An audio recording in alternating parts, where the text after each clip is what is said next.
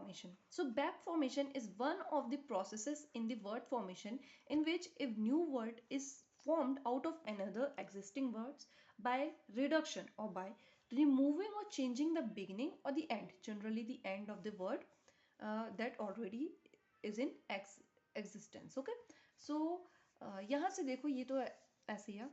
This results in the shorter and less complex words of the English vocabulary. क्या होता है, जैसे कोई बड़ा सा शब्द है मान लो, उसको शॉर्ट फॉर्म में नहीं लिखना, सॉरी टू से, कोई बड़ा वर्ड है उसका एक वर्ड जो है उसके पीछे का हिस्सा काट ही देना है या फिर स्लाइटली चेंज कर देना है. इसको हम क्या कहते हैं, वर्ड फॉर्मेशन कहते हैं, मतलब बैक फॉर्मेशन कहते हैं. और ये वर्ड फॉर्मेशन के अंदर आता है क्योंकि जो ऑलरेडी एग्जिस्टेंस में वर्ड है उसको हमने छोटा करके एक न्यू वर्ड का इजाद कर दिया. मीनिंग भले ही सेम रहेगी, है ना, लेकिन क्या होएगा, मीनिंग स्लाइटली चेंज भी हो सकती है, ऐसा नहीं है, लेकिन क्या होएगा, एक न्यू वर्ड बन जाएगा, है ना,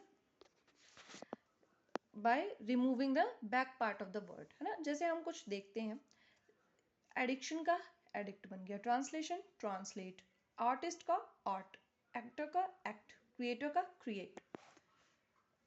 ऐसे ही यहाँ देखोगे बेगर का बैग, एडिटर का एडिट, बेबी सीटर का बेबी सीट. और यहाँ आप देखोगे ड्राउजी का ड्राउज, डिस्ट्रक्शन का डिस्ट्रॉय. ये डिस्ट्रॉय डिस्ट्रॉय लिखा है, स्पेलिंग गलत है, डिस्ट्रॉय ठीक. इंजुरी का इंजोर, हेज का हेजी, एबडक्शन का एबडक्ट, इंसर्शन का इंसर्ट, डोनेशन का डोनेट, टेलीविजन का टेलीवाइज, ऑप्शन का ऑप्ट, रिवीजन का रिवाइज, प्रोसेशन का प्रोसेस, इमोशन का इमोट, यूनिटी का यूनिट और एंथुसियाज्म का एंथुसियाज्म. देखो अब मैं आपको बताती हूँ मेजरली इसमें आपको करना क्या है.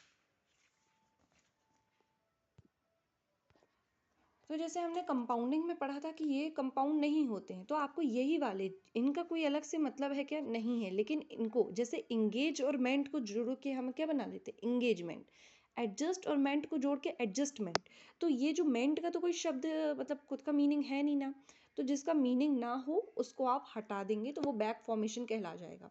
मतलब हटा देंगे तो ये बैक फॉर्मेशन नहीं कहलाएगा, जो वर्ड रिमेनिंग होएगा ना वो बैक फॉर्मेशन होगा.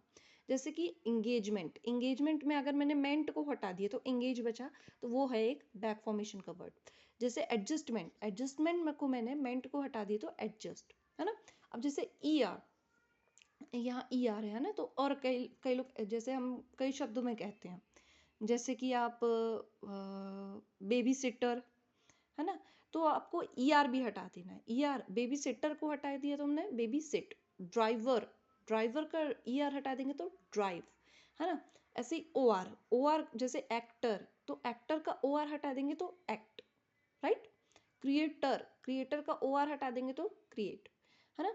ऐसे ही शन को भी हटा देना है, जैसे एनिमेशन, एनिमेट, है ना. Injection, inject, vaccination, vaccine. ऐसे ही इज्म को हटा देंगे, है ना, जैसे एनिमिज्म तो एनिम. और ऐसे ही आप देखेंगे तो इज्म वाले, टेलीविजन, टेलीवाइस, है ना. मैंने कई शब्द दिए हैं, यहाँ से आप वीडियो में से देख सकते हैं आगे पॉज करके. जैसे टी वाई को हटा देंगे हम. ऐसे आप हिंदुइज्म तो हिंदू, है ना. ऐसे टी वाई को देखोगे तो यूनिटी का यूनिट, स्पिरिचुअलिटी का स्पिरिचुअल, स्पिरिचुअल जो भी आपकी प्रोनाउंसिएशन है.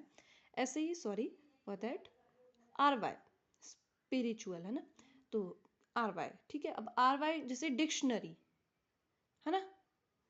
और ऐसे ही आप अगर बनाएंगे तो इंजुरी, तो इंजुरी का इंजोर आप बोल सकते हैं.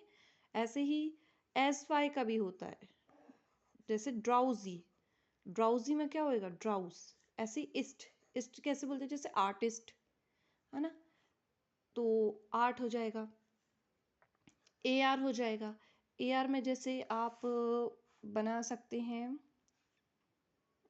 कोई भी word which ends with A R, जैसे बैगर, ठीक है. बैगर का आप बना लेंगे बैग.